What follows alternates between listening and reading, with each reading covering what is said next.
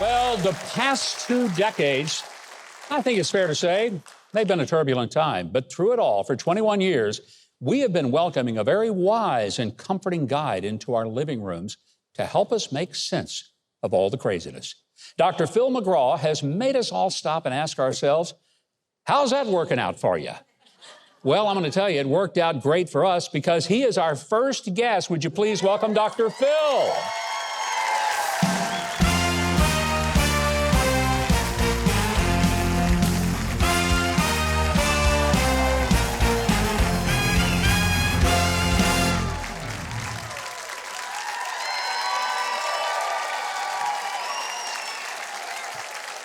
How are you?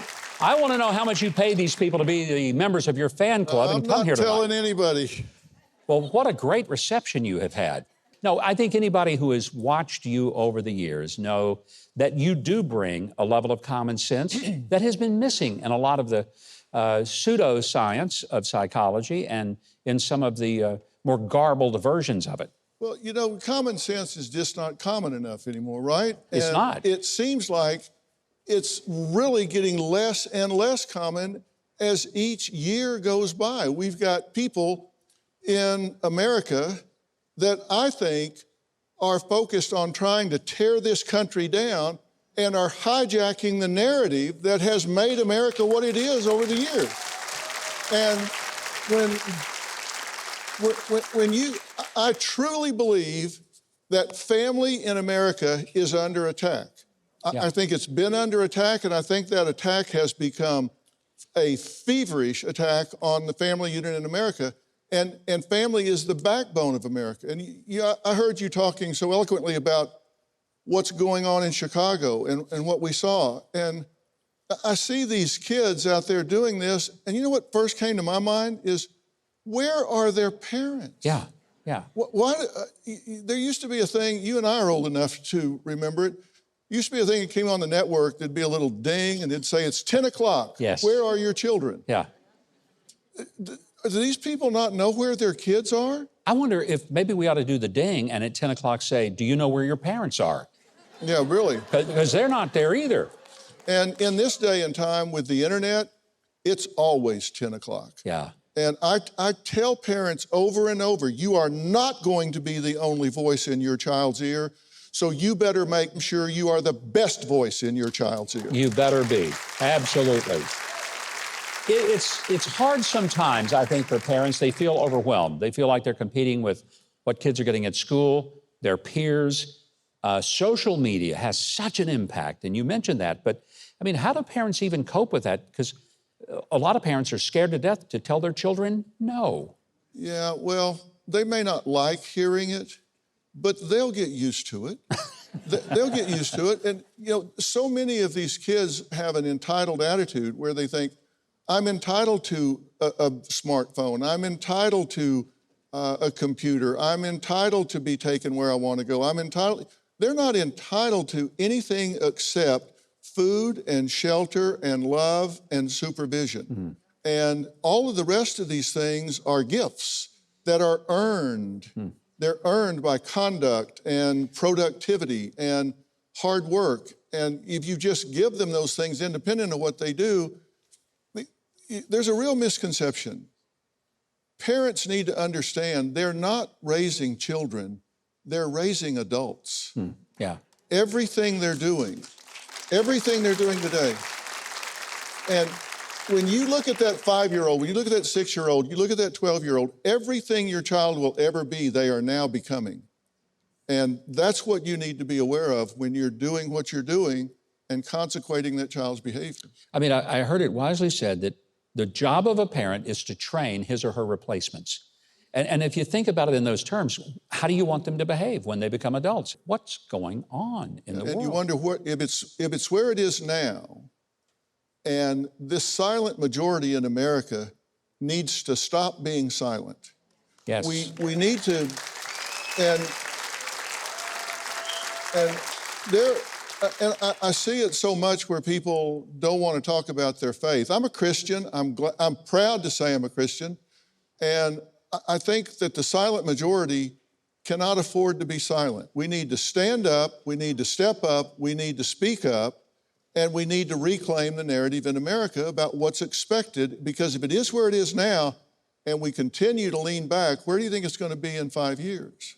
If we're still even a country in 5 years with the direction we're going. I'm so glad you said what you did about not being afraid, because a lot of people, they don't want to be labeled. Nobody wants to be labeled. Nobody wants to be called a bigot or a racist. I mean, who would? So people, they just lay low because they say that if they speak up, somebody will hand them a label. How do they get over that fear? Well, part of it is if you realize that you're not alone.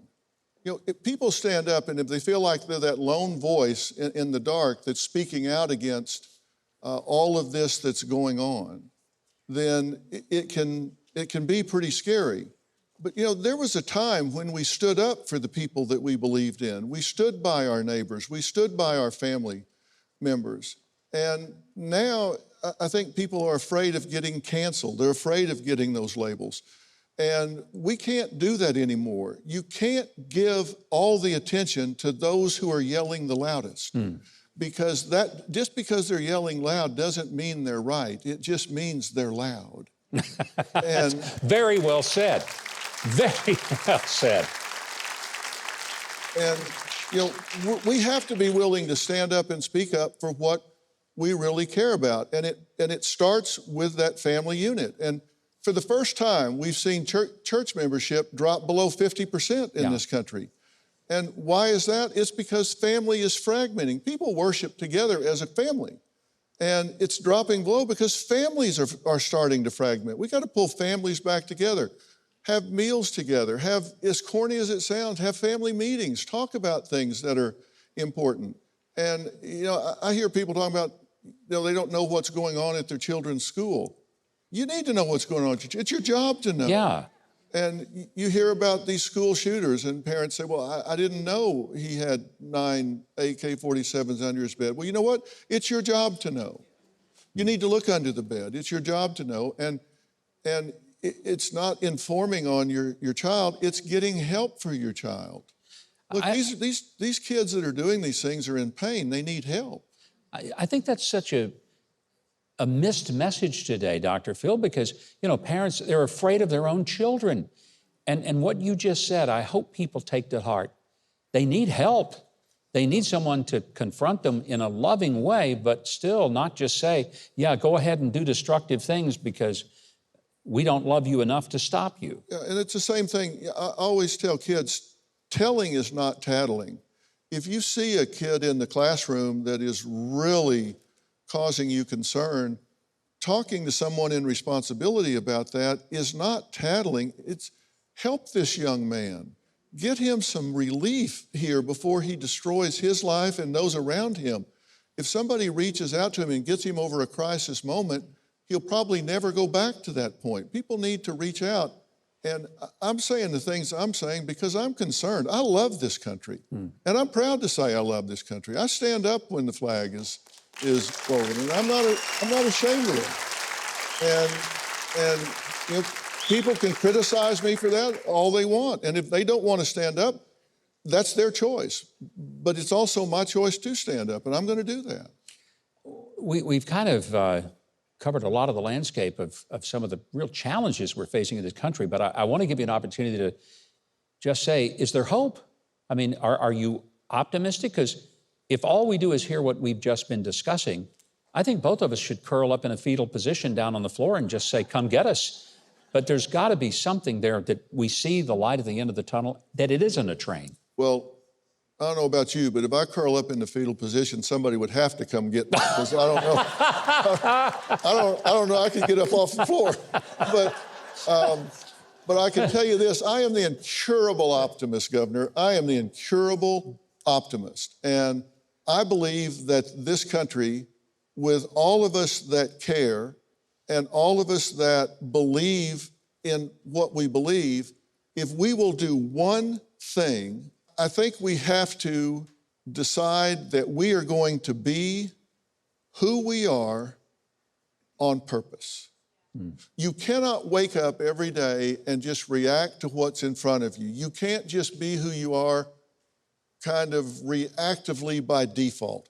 You have to decide who you are and be who you are on purpose. Choose what you believe, choose what you want, and act accordingly. Be who you are on purpose.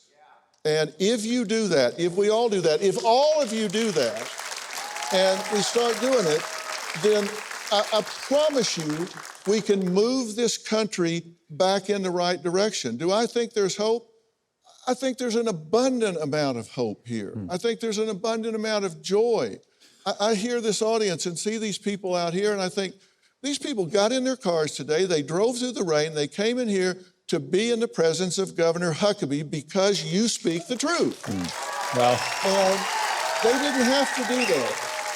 I would also say there is a reason that millions of people have been watching Dr. Phil for several decades now.